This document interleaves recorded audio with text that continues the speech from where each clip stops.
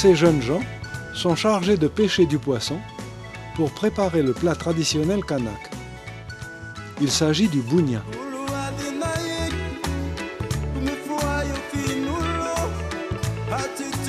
On prépare de jeunes feuilles de bananier que l'on passe à la flamme pour les assouplir. Ensuite, on les assemble pour qu'elles soient étanches. Au milieu, on place les produits à cuire. Poissons, pigeons, poulets, igname, taro, patates, qui sont baignés dans le jus de coco râpé.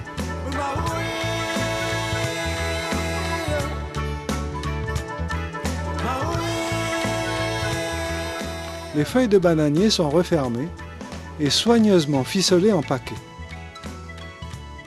L'igname, qui est un tubercule sacré, est traité d'une manière particulière. Par exemple, on ne doit pas le couper au couteau. Il doit être morcelé, en principe avec un ustensile spécial. La cuisson du bounia aussi est particulière. Des pierres sont chauffées pendant plusieurs heures et ces pierres chaudes recouvrent les paquets qui cuisent donc rapidement. Les bougnats les plus renommés sont préparés avec des notus ou avec des langoustes ou encore des roussettes. Ils sont toujours pratiqués rituellement pour de nombreuses cérémonies coutumières. Mariage, intronisation d'un chef, deuil, réconciliation, etc.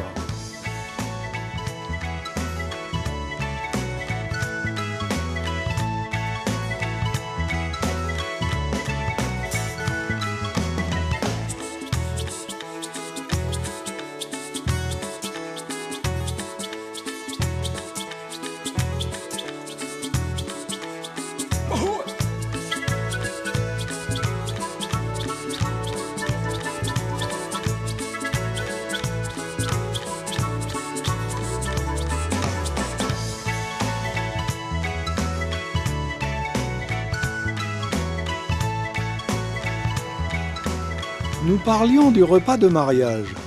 Voici d'autres aspects de cette cérémonie. Les différents clans, alliés et invités, apportent leur contribution à la cérémonie. Il s'agit d'une part de nourriture, quartier de bœuf, volaille, légumes, mais surtout igname en grande quantité. Il s'agit de participer à la nourriture de tous les invités qui seront présents, souvent pendant plusieurs jours.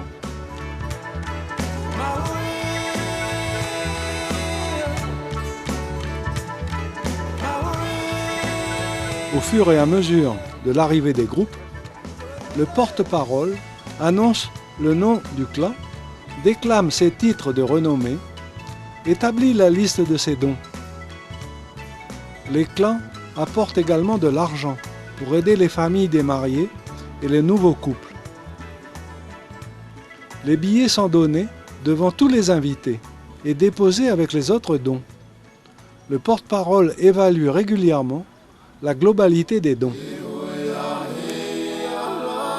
Les mariages d'aujourd'hui rassemblent des sommes impressionnantes et certains s'endettent pour un mariage.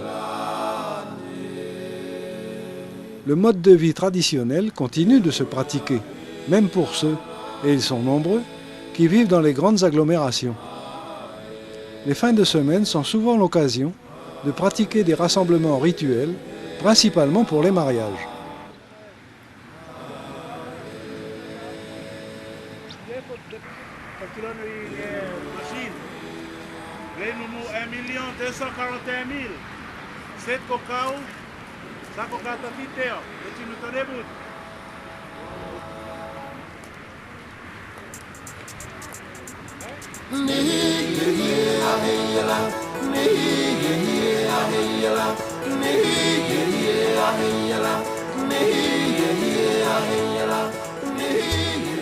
Les célébrations de mariage renferment énormément de symboles.